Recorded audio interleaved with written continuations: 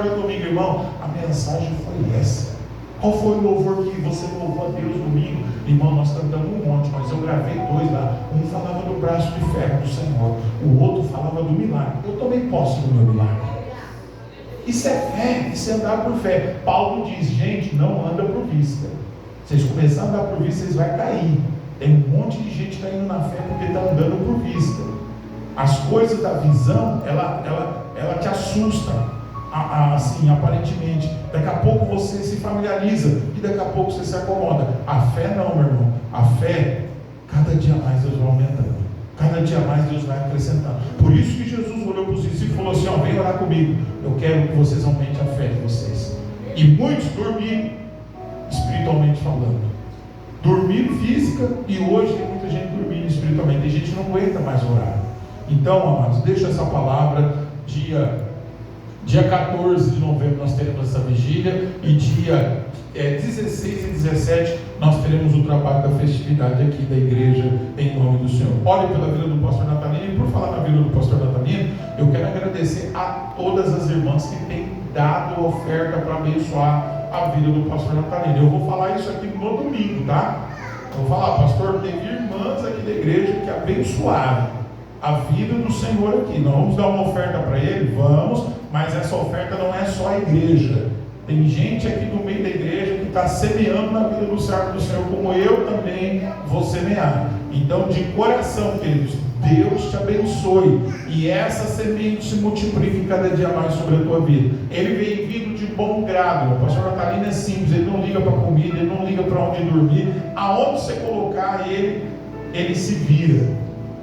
Eu conheci o pastor Natalino, irmãos, conheci assim, né? A gente já conhece há muito tempo, mas nós vivemos uma época na vida do pastor Natalino, que o pastor Natalino ele chegava, vou falar isso aqui com todo respeito, o pastor Natalino já chegou a procurar comida, irmão, em lata de rua para comer. Então ele não tem luxo com ele come qualquer coisa. Ele já viveu isso.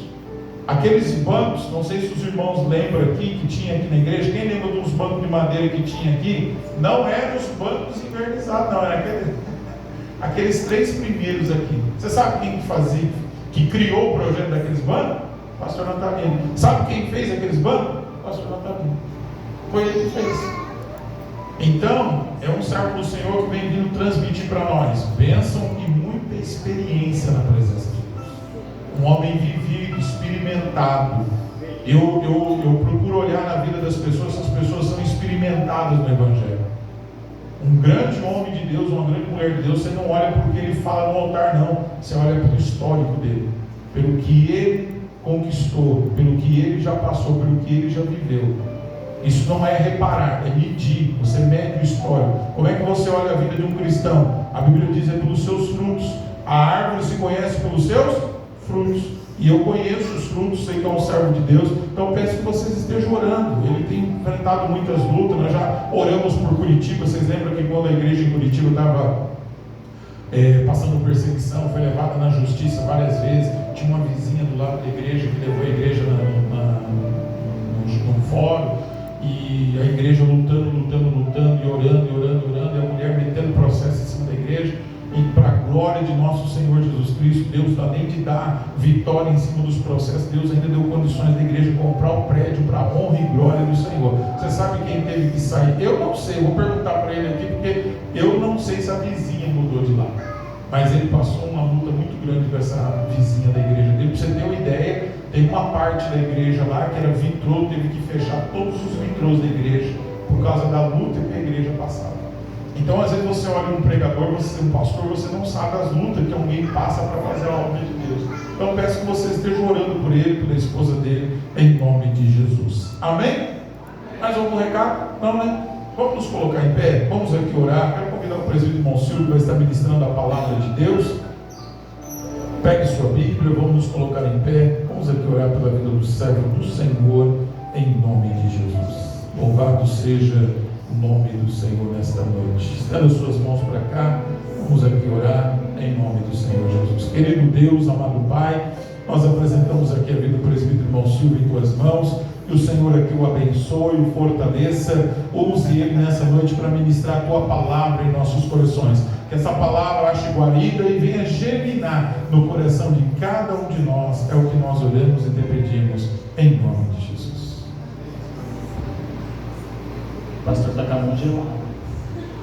convosco, igreja? Amém. Quantos estão felizes com Jesus? Diga amém. Amém. E quantos creem que Jesus está feliz com você? Que Deus possa mais uma vez nos conceder a graça. E estamos aqui nesse altar pela sua bondade e pela sua misericórdia. Eu queria que você pegasse a tua espada aí que você já trouxe. Deus nessa noite tem uma palavra de cuidado para com a sua igreja. Livro de Josué, capítulo 6, versículo 2 até o versículo 9, e depois a gente vai ler o primeiro versículo. Livro de Josué, capítulo 6, versículo 2. É um texto onde o Senhor falou bastante comigo essa semana quando eu soube que ia pregar, e aí a gente vai orar, vai buscar de Deus. E Deus me deu esse texto.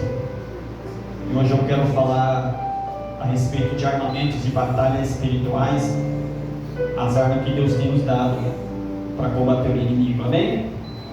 Diz assim o texto, Josué capítulo 6, versículo 2: E o Senhor Jeová disse a Josué: Olha, entregue em tua mão a Jericó, o seu rei e os seus valentes guerreiros. Vós, pois, todos os homens de guerra circundarão a cidade, cercando uma só vez. Isto farei durante 6 dias. E 7 sacerdotes encostarão 7 trombetas de chifre de carneiro adiante da arca.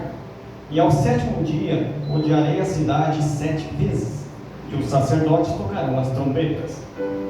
E será que, quando tocarem prolongadamente as trombetas de chifres de carneiro, ao ouvirdes o seu sonido, todo o povo gritará com um potente alarido.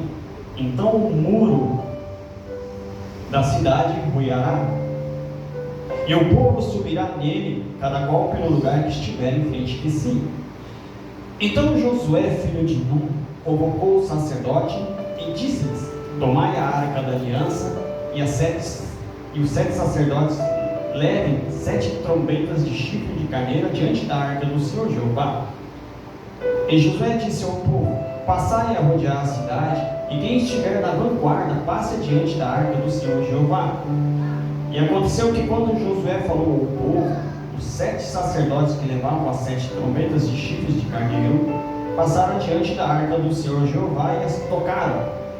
E a arca da aliança do Senhor Jeová seguiu após eles. E os homens da vanguarda marchavam em frente dos sacerdotes que tocavam as trombetas, e a congregação seguia na retaguarda, atrás da arca. E os sacerdotes tocavam as trombetas continuamente. Agora o primeiro versículo. Ora, Jericó estava fortemente fechada por causa dos filhos de Israel. Ninguém saía, nem entrava. Tome seu assento glorificando a Deus. É um texto um pouco longo, mas nessa noite eu quero falar algo com vocês. Eu não sei qual é a expectativa, qual é a experiência que você vive com Deus. Quando nós olhamos para dentro desse contexto, a gente vai olhar aqui uma cidade chamada Jericó, e se você prestar atenção, o primeiro versículo diz que essa cidade ela estava cercada. O povo de Israel, Josué liderava um povo que cercou a cidade. Ninguém entrava, ninguém saía. E Jericó, se você for estudar um pouquinho a respeito de Jericó daquela época, era uma cidade muito forte. Forte na sua estrutura, forte no seu comércio. Era uma cidade forte com as suas muralhas. Se nós pegarmos o contexto de toda aquela região, nós vamos entender que Jericó era a cidade mais protegida que havia naquela época, por causa das suas muralhas. A gente olhando para dentro desse contexto, a gente vai começar a imaginar, eu quero chamar a tua atenção para que você possa imaginar o povo dentro da cidade. E sabendo que lá fora da cidade existe um cerco, existe alguém que quer invadir aquele lugar. Vai chegar um determinado ponto que vai começar a faltar alimento. E vai começar a faltar as coisas, e eles não podem sair para buscar. Imagine o emocional daquelas pessoas que estão ali dentro, sem saber o que está acontecendo lá fora. Imagine o emocional daquelas pessoas que estão lá dentro e não conseguem saber se quem está lá fora vai adentrar, vai atacar ou não. A questão é que, quando eu olhei para dentro desse texto, Deus me deu algo e eu comecei a imaginar que o povo de Jericó, acostumado em guerra, o povo de Jericó, acostumado à batalha, vai enfrentar um adversário que eles não conhecem e não conhecem as armas que eles têm. Porque quando você se prepara para uma guerra, você se prepara com o armamento que você tem. Se nós olharmos hoje para o nosso cenário mundial, Israel está em guerra com a sua região, mas todo mundo ali sabe o armamento que todo mundo tem. Só que aqui nesse contexto, Jericó vai enfrentar um armamento que eles não conhecem. E é isso que eu quero compartilhar com você nessa noite. Porque se você for para o versículo 9, nós vamos ver aqui que Deus está dando a eles armamentos. E o primeiro armamento que Deus está dando aqui é o louvor. Os nossos lábios, ele tem poder diante de Deus naquilo que nós louvamos a Ele. Quando Davi vai buscar a Arca da Aliança, ele vem louvando, porque o louvor, ele quebra cadeias. O louvor derruba muralhas. O louvor, ele, por mais que você vai dizer assim, irmão, presbítero, eu não sei louvar, eu sou desafinado, mas não é o louvor que você vai entoar a mim, é o louvor que você vai engrandecer a Ele, o poderoso, porque é o louvor que chega a Ele, é o louvor que move o coração de Deus, é o louvor que você canta lá dentro da tua casa, lá no teu trabalho, e muitas vezes quando o inimigo se levanta contra você, é o louvor que faz essas cadeias ser quebradas, é o louvor que abre os caminhos para você conquistar as suas batalhas. E aqui, a outra arma que Deus dá é a Arca da Aliança, e nós sabemos que a Arca da Aliança simboliza o quê? A presença de Deus. Só que a Arca da Aliança, ela tem alguns itens que a acompanham. É a arma que Deus está dando ao povo de Israel que Jericó não conhece. Jericó conhecia lanças, Jericó conhecia flechas, mas não conhecia as armas que Deus está dando a Israel para invadir Jericó. E o que tem dentro da arca, irmão Silvio? Dentro da arca tinha as tábuas da lei. O que as tábuas representam? Representa a palavra.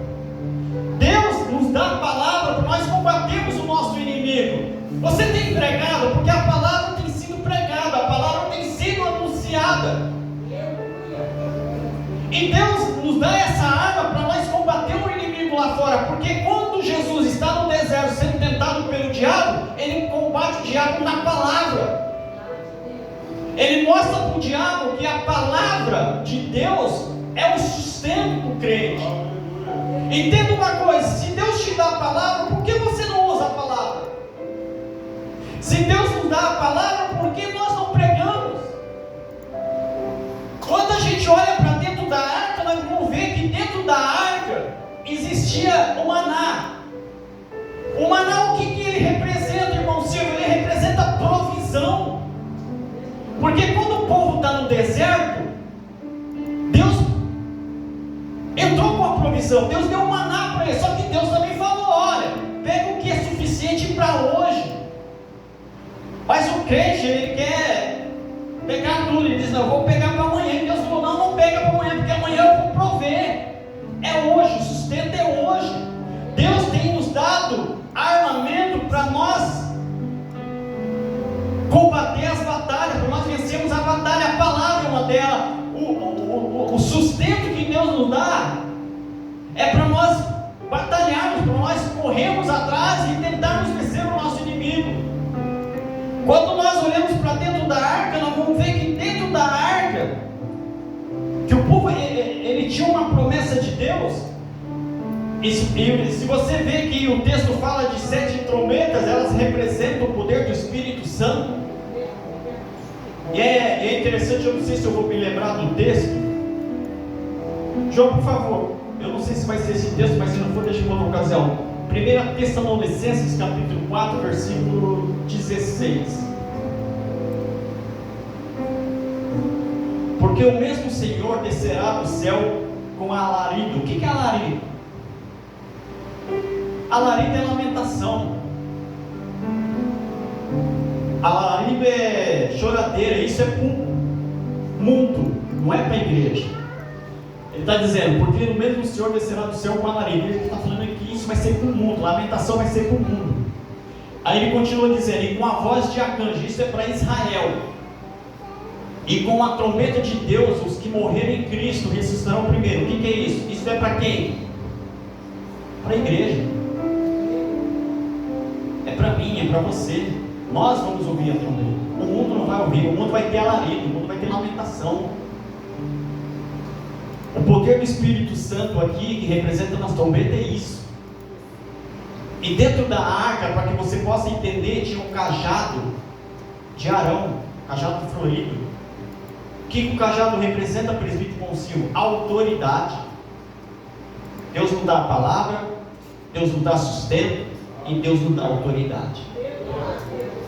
Deus dá a você palavra para combater o inimigo, Ele te sustenta na batalha e Ele ainda te dá autoridade. O problema do cristão é que ele tem palavra, ele tem sustento, ele tem autoridade, mas ele não usa. O problema do cristão é que Deus dá a arma correta para nós agirmos, para nós guerrear, só que a gente não sabe manusear as armas. Muita gente está se matando com a própria arma. E quando eu olhei para dentro desse texto, e eu vi aqui que a coisa que o inimigo ele mais quer tirar de nós, aquilo que Deus nos deu, é a autoridade. Deus tem te dado o sustento, Deus tem te dado a autoridade, Deus tem te dado a palavra. E por que nós não estamos usando? Porque o louvor e a presença o povo tinha. E os inimigos de Jericó, eles não conheciam isso. Eles não sabiam disso. Essa arma que Deus nos dá, o inimigo não conhece. As armas que Deus nos dá para combater o mundo lá fora, o inimigo não conhece. E aí, o que me chama a atenção é que, por mais que Deus nos dá essas armas, nos dá essa ferramenta, você e eu, nós precisamos lutar com a palavra. Lute com a palavra, lute com a autoridade. João, coloca para mim Efésios capítulo 6, versículo 12. Olha que interessante que Paulo vai dizer. Porque não temos que lutar contra carne e sangue, mas sim contra os principados e contra o potestade. Deixa eu te chamar a tua atenção aqui. E não fique bravo comigo. Vou falar o que o Espírito Santo está pedindo para falar. Paulo está dizendo que a nossa luta não é contra a igreja. Tem muita igreja se matando dentro da própria igreja. Tem muita igreja que a pessoa está lutando contra o próprio irmão, está virando uma guerra. Existe igreja que está parecendo Jericó, está fechada, e lá fora ela está cercada porque os demônios estão lutando contra a igreja. Só que a arma que nós temos aqui, nós estamos lutando contra nós mesmos. Nós não estamos lutando contra o mundo. Nós não estamos lutando contra os nossos inimigos. Quando a gente ficar olhando para todo o contexto e dizendo assim, olha, eu não vou para a igreja hoje porque eu não gosto do fulano, eu não vou para a igreja hoje porque Beltrano me maltratou, eu não vou para a igreja hoje porque o pastor chamou minha atenção, não chamou a atenção da irmã, e aí a gente está se matando, a gente está perdendo tempo. E lá fora, aonde nós deveríamos usar as armas que Deus nos deu, nós estamos usando dentro de nós mesmos. Nós estamos usando contra nós mesmos as próprias armas que Deus nos deu, que é o sustento, que é a autoridade, que é a palavra. Então comece a usar o armamento que Deus nos deu para guerrear contra o mundo, não é contra a igreja. Deus disse para Josué, olha, reúne aí os homens, faz o que eu estou pedindo, porque muitas vezes nós estamos querendo fazer o que nós queremos e não o que Deus está mandando. E diz, olha, vai lá, reúne o sacerdote, toque as trombetas, faz da forma que eu estou pedindo. Se Josué olhasse para ele e dizer, não, eu sou o líder, eu vou fazer do meu jeito. Olha, Deus está pedindo para rodear durante 6 dias, no 7º dia rodear 7 vezes. Não vou fazer isso, cansa o exército. Ele estaria usando o quê? O armamento completamente errado. A questão é que nós temos palavra, mas nós não usamos. Nós temos a autoridade que Deus tem nos dado e nós não usamos. Então, a partir de hoje, saia daqui e lute com o armamento corretamente que Deus vai te dar. Lute com a palavra lá dentro do teu trabalho, lute com a palavra lá dentro da tua casa, lute com a autoridade que Deus te deu lá no meio da tua família, porque lá que o inimigo vai se levantar, é lá fora que o inimigo vai querer te derrubar. O diabo está querendo o quê? Acabar com a igreja, porque ele sabe que a igreja vai para Nova Jerusalém. Já que ele não conseguiu impedir de Jesus subir na cruz, ele quer impedir que a igreja vá para o céu. Só que nós, com a autoridade que nós temos, a palavra que nós conhecemos, muitas vezes nós estamos perdidos no meio do campo de batalha. Quando a gente olha para todo esse contexto de Josué e o que Deus vai instruir, olha como Deus instruiu o povo, olha como Deus instruiu o exército de Israel. Deus disse: eu vou te dar a autoridade, José, eu vou te dar o sustento, eu vou te dar a palavra, agora use. Deus muitas vezes tem nos dado tudo isso e nós não estamos sabendo usar.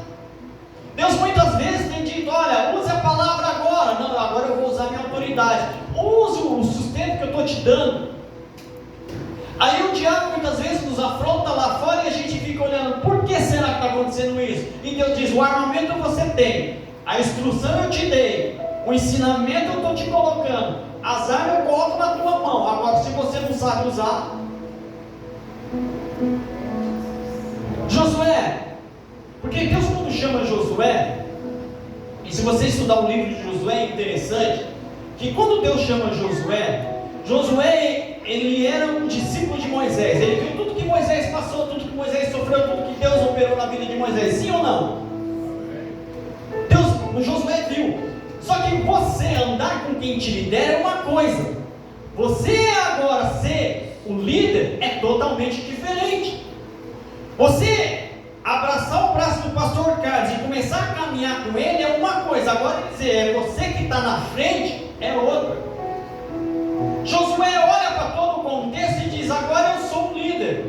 Mas olha a sombra que ele tinha, Moisés. O povo adorava Moisés, o povo gostava de Moisés. Se Moisés dissesse: essa árvore é verde, a árvore era verde porque o povo cria na palavra dele. E Josué vai começar a enfrentar um povo que vai olhar para ele desconfiado. Será que Deus usa esse homem como usou Moisés? Porque Deus falava com Moisés. Será que da mesma forma que Deus fala, e aqui eu preciso te chamar a tua atenção, porque às vezes você vai olhar e vai dizer assim: o Espírito Santo que está sobre a vida do presbítero irmão Silvio é diferente de mim? Não é. O mesmo Espírito Santo que está sobre mim, está sobre a vida do pastor, sobre a vida da pastora e sobre a igreja, é o mesmo. A questão é a busca, a questão é o relacionamento, a questão é a intimidade, porque o obstáculo que Israel está enfrentando aqui, a experiência que Israel vai enfrentar aqui, é totalmente diferente do que até aqui eles tinham vivenciado. As terras que eles haviam conquistado não tinha dificuldade que ia ter aqui, porque aqui eles estão enfrentando uma cidade fortemente fechada, uma estrutura que até então eles não haviam enfrentado, eles não haviam combatido. E quando eles se deparam com a cidade, com as muralhas, a imaginação e o leva a imaginar, eles olharam e disseram: calma aí, aqui é diferente. Só que Josué vai olhar e vai ver um Deus que diz: eu te sustento. Porque Deus falou: Josué, seja corajoso, porque aonde você for eu vou estar contigo. O povo pode até desconfiar de você, Josué, mas eu serei contigo. Eu vou usar você, Josué. Porque eu imagino, irmã Sandra, que a oração de Josué, à noite, quando ele dobrava o joelho dele no chão, lá no secreto dele, era: Deus, o povo está desconfiado de mim. Será que você vai me usar como usa Moisés? Porque quando você vai para o capítulo 3, versículo 7, Deus vai falar para Josué o seguinte: Josué, vem cá, meu filho. A partir de hoje, a partir de agora, eu vou começar a te engrandecer perante esse povo, para que eles saibam que assim como eu fui com Moisés, eu serei contigo. A mesma autoridade, mesma palavra, o mesmo sustento, Josué, que eu dei para Moisés, eu vou passar para você. E quando você entra lá no capítulo 4, versículo 14, me falha a memória, a Bíblia diz: e naquele dia o Senhor engrandeceu a Josué. Palavra cumprida. Mas por quê? Porque Josué, assim como Moisés, se dispôs a lutar. Assim como Moisés se dispôs a fazer a obra de Deus. Quando nós olhamos para as 7 igrejas da Ásia Menor, nós vamos ver que o Jesus, ou Deus, ele está repreendendo as igrejas, mas não existe uma igreja que ele não fala nada da igreja. Ele não repreende, que é a igreja de Filadélfia. Porque era a igreja perfeita, irmão Silvio? Não, tinha os seus problemas também. Só que era uma igreja que se envolvia com a obra de Deus. Era uma igreja que se envolvia em fazer a vontade de Deus, que as outras não faziam. A igreja era uma igreja que se envolvia em tudo que acontecia dentro da igreja, uma igreja voltada a fazer a vontade de Deus, não a vontade deles. Por isso que Jesus olha para a igreja e diz: olha, vocês estão no caminho certo. A questão é que Deus deu sustento para a igreja, Deus tem dado palavra para a igreja, e Deus tem dado autoridade para a igreja. A questão é: eu e você estamos sabendo usar isso? Você está sabendo manusear a arma que Deus te deu? Ou você tem pegado isso aqui, que é a nossa arma contra Satanás, e fazendo como eu fiz? Fechou? E deixa aqui. Aí o pastor manda mensagem para mim: irmão, traz uma palavra tal dia. Ele fala: nossa, eu preciso pegar meu armamento agora. Nada contra, mas muitos abrem no Salmo 91 lá na estante e deixam lá achando que Deus vai operar. Deus opera, mas Deus opera quando você se dispõe a operar, a guerrear, a batalhar, a lutar. Sabe por que Satanás, irmã Natália, ele tem raiva de nós? Sabe, irmã Nayara, imperadora Nayara? Porque nós somos sobreviventes. Como assim, presbítero? Nós estamos na prova, nós sobrevivemos. Nós estamos na luta, nós sobrevivemos. Nós estamos na adversidade, nós sobrevivemos. Nós estamos no deserto, nós conseguimos sobreviver. E o diabo olha tudo isso e diz: mas como? Porque Deus tem nos sustentado até aqui. Deus tem olhado com os olhos diferentes para a sua igreja e diz: por mais que vocês muitas vezes não me valorizam, eu ainda vou dar o sustento para vocês.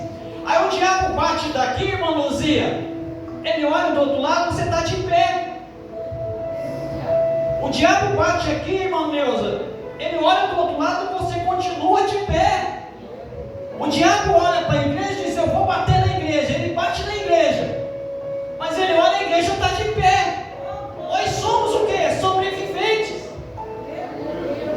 Por mais que Deus olhe e diz assim: aguenta aí, está doendo, mas suporta, eu vou dar o sustento.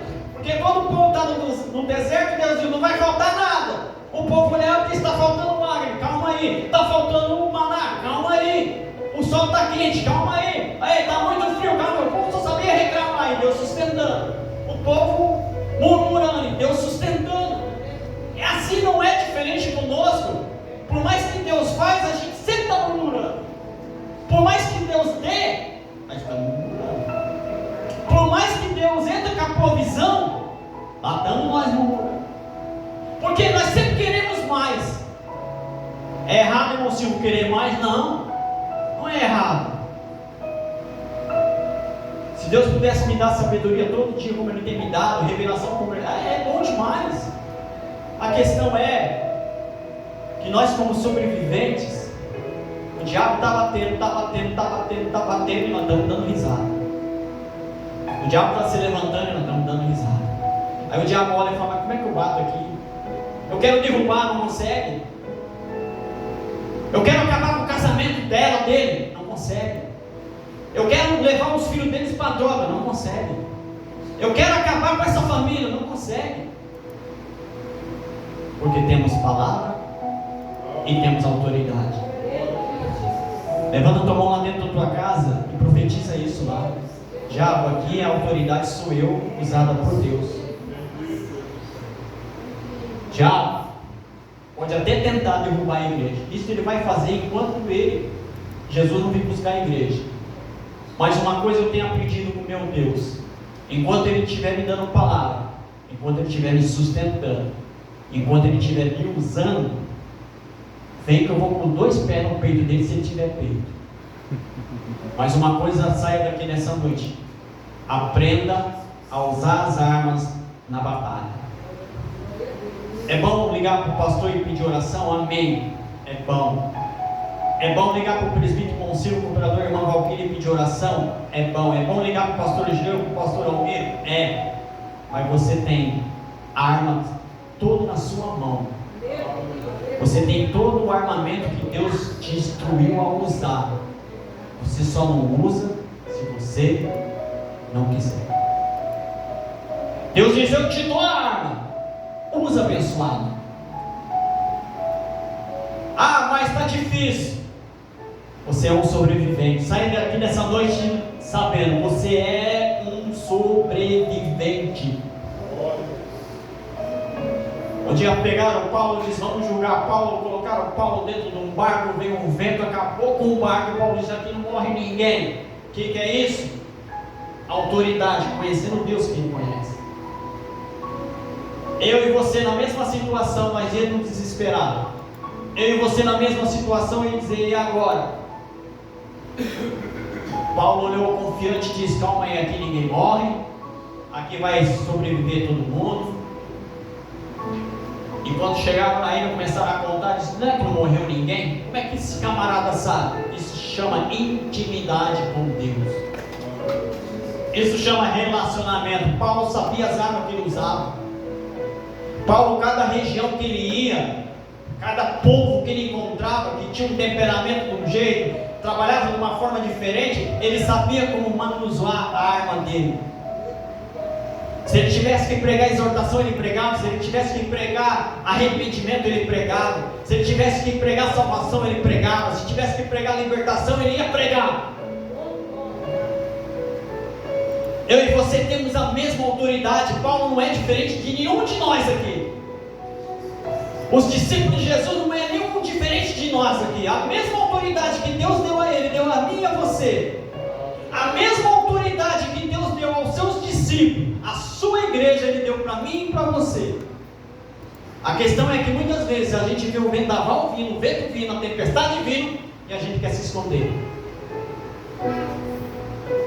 O diabo quer acabar com o casamento, a gente não ergue a mão lá e repreende. O diabo quer acabar com o teu trabalho, você não ergue a mão lá e não repreende. O diabo quer acabar com a vida dos teus filhos, você não ergue a mão lá e não repreende. Entenda uma coisa, queridos: a força que nós temos, física, ela não intimida o diabo. O que intimida o diabo, guarde isso no seu coração, é a autoridade que Deus te dá. Porque quando o diabo olha para uma pessoa que está fraca, ele diz: aí está fácil de derrubar.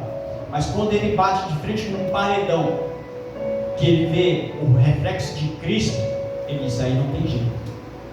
Por isso nós somos sobreviventes. Por isso que quando o diabo ora, diz: se não ora, se não jejua, se não se consagra, se não lê palavra, está fácil. A rasteira vem mesmo. E aí é um grito no socorro lá. Mas quando o diabo olha e diz: aí tem palavra. Quando o diabo olha e diz: aí está sendo sustentado por Deus. Porque se você pegar a história de Jó, e você conhece aqui toda a história de Jó, do capítulo 1 até o último, você vai ver que o diabo, por mais que bateu em Jó, o diabo, por mais que quis tirar todo aquilo que Deus, o escritor de Deus fala dele, que ele é um homem reto. O Whindersson falou isso aqui ontem, que ele é um homem reto, que ele era um homem íntegro, que ele era um homem temente a Deus. O diabo quis tirar isso dele. Só que Jó olhou e disse: o meu sustento vem de Deus. O meu sustento é do Senhor que dá.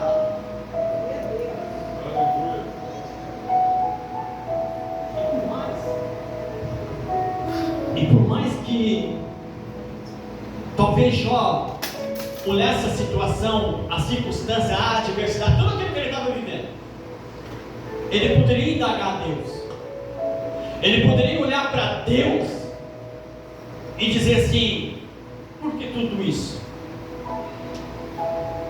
Aí que a mulher de Jó indagou ele e disse: amaldiçoa esse Deus aí, porque esse Deus aí não está com nada não, e vai morrer, porque a situação, o momento que você está vivendo, perdão da palavra, nem o pior cachorro pode viver. Jó, ele olhou o autor e consumador da vida dele, e disse: ele está me sustentando, ele que vai me dar a vitória, ele que vai me dar a ferramenta, o armamento para mim conduzir a batalha. A questão é que quando nós entramos na batalha, a gente entra com medo. Será que vai dar? Será que funciona? Será que nós vamos conseguir? Será que nós chegamos lá? E Deus diz: estou contigo. Josué, toda vez que entrou dentro de uma batalha com Moisés, Moisés tinha a convicção que Deus estava no negócio. Porque até mesmo quando Deus disse que não ia subir com ele, ele disse: se você não for lá, não vamos. Por quê? Porque ele era dependente de Deus. Eu e você precisamos entender que nós somos dependentes de Deus. Aí Deus chega e fala assim: minha serva, meu servo, está vindo aí, porque Deus revela sim ou não? Quem crê que Deus revela antes de acontecer? Deus fala assim: meu, vai vir um temporal aí. E porque hoje, se nós olharmos para a televisão aí, há uns 50 anos atrás, ninguém sabia que ia chover amanhã. Hoje se sabe. Às vezes eles erram. Aí fala: vai chover, vai vir um temporal. Agora, recentemente, nos Estados Unidos passou lá um furacão. Se Deus fala assim: Milton, vai vir uma tempestade aí, você vai fazer o quê? Se preparar para ela. Se Deus falar para você: vai vir um terremoto aí, o que você vai fazer? Você vai se preparar para ele. Mas como você tem que se preparar? Qual é a arma que você vai usar para se preparar? Porque quando chove você usa um guarda-sol, uma sombrinha. Quando está no sol, a mesma coisa. Quando está frio, você coloca um agasalho. Você tenta controlar a situação. Quando nós vamos para o mundo espiritual, entenda que a nossa batalha no mundo espiritual, aqui Jericó, ele está olhando para a guerra física. Eles estão esperando um armamento físico. Deus está dando uma estratégia para Israel usar armamento espiritual. E qual é o teu armamento espiritual que você tem usado? Qual armamento que você tem ido para a batalha? Quando chega a batalha lá na tua casa, lá no teu trabalho, no círculo da tua família, na tua vida, qual é o armamento? Você tem usado o armamento correto? Você tem as armas corretas para usar, para combater o inimigo? Porque quando você precisa usar a arma que chama palavra, é palavra. Quando você precisa usar a autoridade, é autoridade. Se não me falha melhor aqui, domingo passado, o pastor Carlos citou aqui as cartas de Pedro, a primeira carta e a segunda carta. Até um tempo atrás eu conversava com o pastor Egideu. É interessante que o apóstolo Pedro, ele sempre teve uma dificuldade muito grande de pregar para gentios. Ele só foi começar a fluir o ministério dele quando ele começou a entender que ele tinha que pregar para esse povo.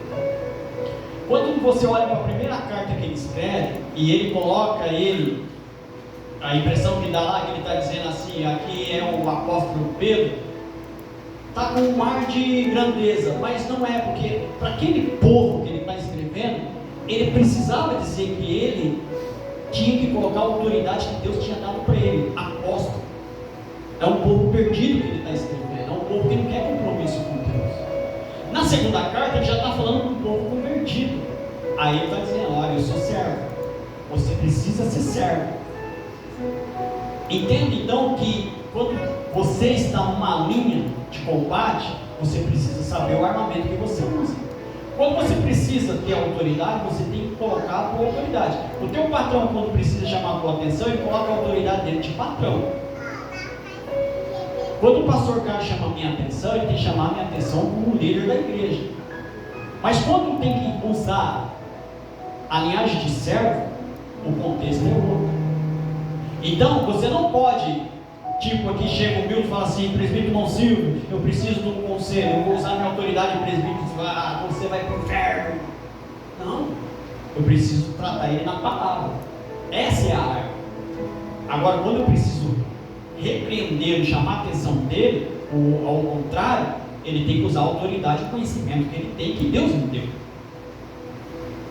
Às vezes eu preciso usar a palavra da minha esposa, eu quero usar a minha autoridade.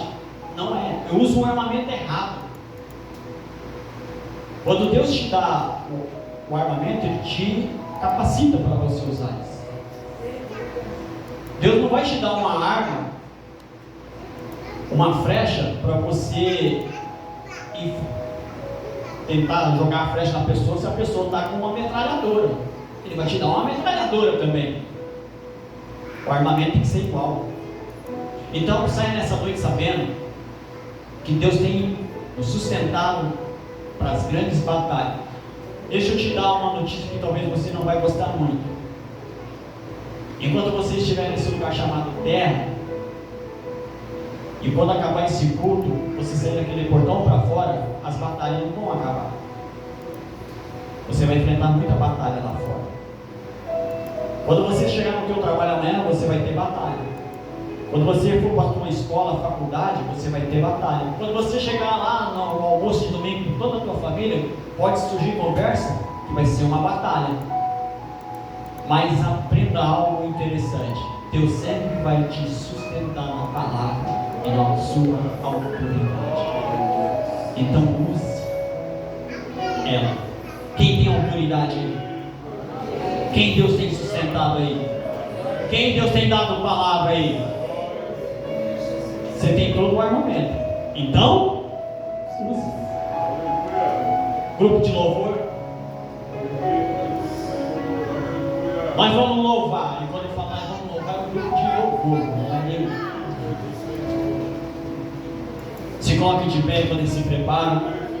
Coloque a mão no teu coração.